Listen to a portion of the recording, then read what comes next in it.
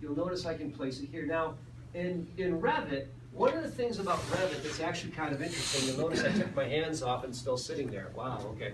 This is the way Revit works. Revit's just waiting for me to pick a spot. In AutoCAD, very often what you're going to do is you want to get it right as you're going along. You want to pretty much draw stuff exactly where it's supposed to go. In Revit's a little bit different. Revit, you just kind of like put your door or your wall or your window someplace, and then you adjust it afterwards. It's easier that way. That's what Revit expects you to do. So I just go ahead and dump this door in here, and then we'll tweak it. So I'm going to purposely just kind of put it in the wrong spot. I'm going to dump it there. Completely wrong spot, right? So what I'm going to do now is I do know, however, based upon my A1 sheet, how far should my door start from the left, the upper left? 4 feet. 4 feet. Is that what I have here? No.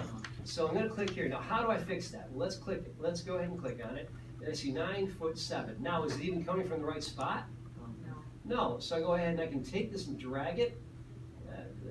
I can go ahead and click on that or drag it, and it's saying 10.5 inches. Okay, it's going to this point right here. That's not what I want, so I click here, and what do I type in? 4 feet. Or just 4, and hit enter. Boom. That looks good. And I go ahead and save it. That's why I like it. It looks great.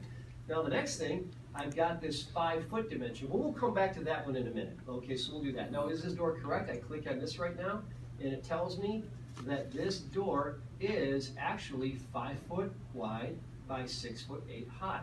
So this right here, the type, somehow that got bozoed. I didn't do this one. I downloaded this content, so it should have been, I think I got it from Revit City. So anyway, that's just the way it is. So don't kill the messenger. But you can edit that if you want to. Like, all I'd have to do is pretty straightforward here. I would go into that door, and if I want to change the name of it, wouldn't be hard to do because the dimensions are all right. It just doesn't have the right name. So if I go to edit type, it's 6'8", and I want to rename it. Okay, right here. So what would I rename it? What would be a logical name? Yeah, it would probably be 68, or let's see here. Actually, both those dimensions are kind of wrong. So it basically should be 6, because 80 is 80 would be, yeah, 6'8", so that's right. 60 by 80. So yeah, so it'd be 60. So I just changed that to 60. So go ahead and click there. I hit OK. And now it says 60 by 80, and now it's a little more legit. Okay, so we're good to go there. Now, we got that door. We know it's in the right position, and let's look at it. We go to 3D view, and let's take a look. We go to shift, and we kind of rotate around. Looks pretty good, okay? Looks good. I can even see through it. And it's one of these really dandy wood case doors, okay? Sets it right in there. Yeah, it sets it right in. And so this is the thing that puts Revit kind of in a different category than AutoCAD, because AutoCAD, you would not get that much help with AutoCAD.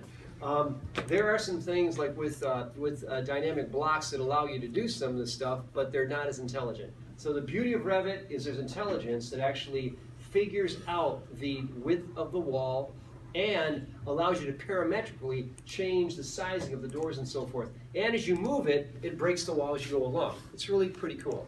So it's pretty sophisticated. So anyway, that wall's in there, the walls are in, the door is in, the first door is in. We are looking good.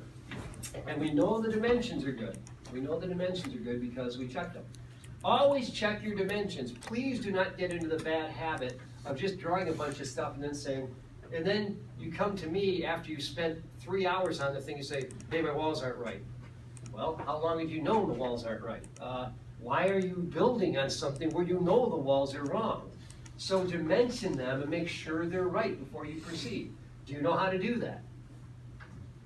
Okay, if you're not sure, let's look at it again. If you're not sure how to do it, you go ahead and you can get your temporary dimensions going here, and you get it right here. But these can be a little bit finicky.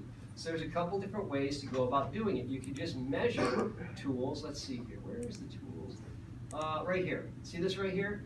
Measure between two references. So this is kind of the same as AutoCAD. If we go here, I can say measure between two references. So I go here and say, you know what? I just have to know what this is right here. Make sure you snap to it. And then I go down here and I say, okay, what is this distance? Boom. I measure it along, and it tells me what that distance is. It tells me it's 24 feet, and it tells me that it's 90 degrees. So you can use that tool to check things out. Another way you can do it is if you want to put in a dimension, you can go to annotate. And annotate allows us to put in a linear or a line dimension. A line is really flexible, let you pick anywhere. So I'm going to use a line right now, and a line lets me pick here, boom, and then I want to go down here. And I'm going to pick boom right there. And let's find out, am I right? Yeah, I am right.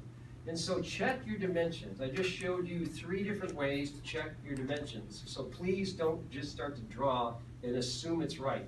Check your dimensions, make sure they're accurate. Okay, so now you know that this dimension's right. We know that one's right because that's what is on the plan.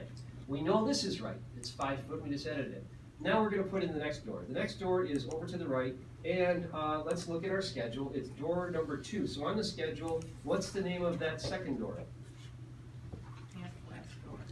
Half-glass door, 7645, 36 by 80. So it's a 3-foot door. So if I go back to architecture, I go to door, and you notice my ribbon keeps changing, okay? I just want you to notice that. If I click on architecture, my ribbon changes to wall, door, window, component, roof, ceiling. All this is, which is the main, meat and potatoes of Revit. And then if you go to annotate, annotate is where you get your dimensions. It's where you can put in text. It's where you can put in your tags and so forth. Oh, by the way, I did not put a tag on this one. So how do I put a tag on this door? This door doesn't have a tag, but I've got a tag in my drawing, so how do I fix that? Well, let's do this. Let's try tag by category. Let's go here, and let's go ahead and click here, and it goes ahead and puts that in there. Oh no, it's the number 5. Well, guess what? You can click here, and you can change that to the number 1, like that. Boom, done. And you'll notice it's got this little line here, which we don't like. So if we click on it, just like you can in AutoCAD, remember there's all these different ways to edit stuff. It's there in Revit too, you just gotta know where to look. That's a leader line. Okay, so what's the leader line look like? The leader line, if you see this right here, it says leader line. If I uncheck that, it gets rid of that little line. Okay, do you see that? That puts it there, and this gets rid of it. You see that? Now you see it, now you don't, okay? And then you can take it, and you can just use I'm just gonna use my arrow keys on my keyboard to shove this down and place it right there. Okay, so that is how we can start to annotate in Revit. So now we've got that nice little, we got that nice tag in there too. Now we're gonna move to the next door. Architecture, door. And the door that we wanted, we said that we wanted a half-glass door, 7645, 36 by 80, and there it is, Shazam. So I go ahead and go here, and I'm going to deliberately place it in the wrong place. So I'm going to dump it there. And I know that's wrong. Okay, so as long as it's here, there are a few things that are wrong with it, but I'm just going to go ahead and dump it in there like it's right. Now, is this in the right position, do you think? Huh? No. Is that in the right position? Just ready to go on, do something else now, or do we have to move it? We got to move it. So we click on here, and now we can go ahead and move it the same way we did it before. I go ahead, and first of all, is this where I want to move it from? Why not? It needs to be on the exterior, so how do I do that? I click on it, or I can drag it by clicking on it and moving it. Oh, that's kind of a pain though. Sometimes it disappears, so clicking on it is usually faster. So now you'll notice it's going from the outside to the outside of this door, so that's exactly what I want. So I click here, and what do I type in? Type in 4 for 4 feet. And now that is properly placed, okay? So that's looking pretty good too. So I've got this, and I've got that. However, my door is not swinging in the right way. It's swinging improperly, and it's swinging inside. So how would I fix that? You got the arrows. So watch what we do here. Now let's think about it. Let's think about logically what's going on here. A lot of this is really intuitive, but you got to break it down, and you have to kind of engage and say, okay, what is it going to let me do? So let's think about it. If the door is like this, and we want it to actually swing outside, would we hit this one, or would we hit this one? Yeah, the one on the right, because it's going out. That's the orientation. If you want to change the door swing, which one would make sense? Well, this one on this side. So there's a logic to this as you go along.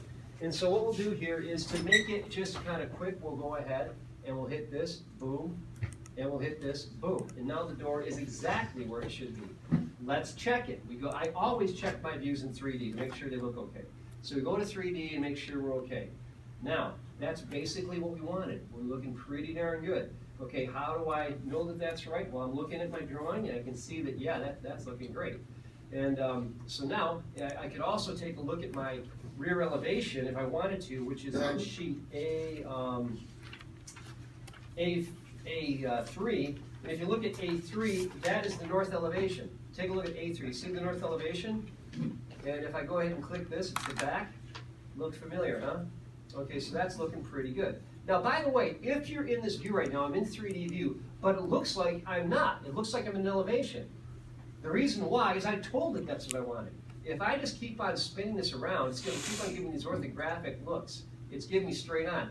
If you want to change that, you just click on a corner here. All right? And this cube up here is your friend. It helps you keep your self-oriented, you know, and kind of understanding what's happening. Okay? So that's how that works. Now we go back to level 1 because we are always going to operate on level 1. We're putting in different information. Now, one thing I did not do here is I did not click on my dimensions. So I'm going to go ahead and click on this again, and let's make sure we're looking good. So that's not where I want it to be. So I'm going to click on this and go there. Is that what we want? Yeah. Yes, it is. So I'll click there. And I click off it, and then I can take it and drag it down. And I will go ahead, let's see here. And yeah, go ahead and pull it down. Yeah, and it's locked because it's permanent now. And I'll go ahead and I'll line up my dimensions a little bit. So now I got 4 foot on one side, 4 foot on the other side. Now I want to dimension my doors. Let's see how to do that. Now, if I go to annotate, always remember your dimensions are coming off of annotate.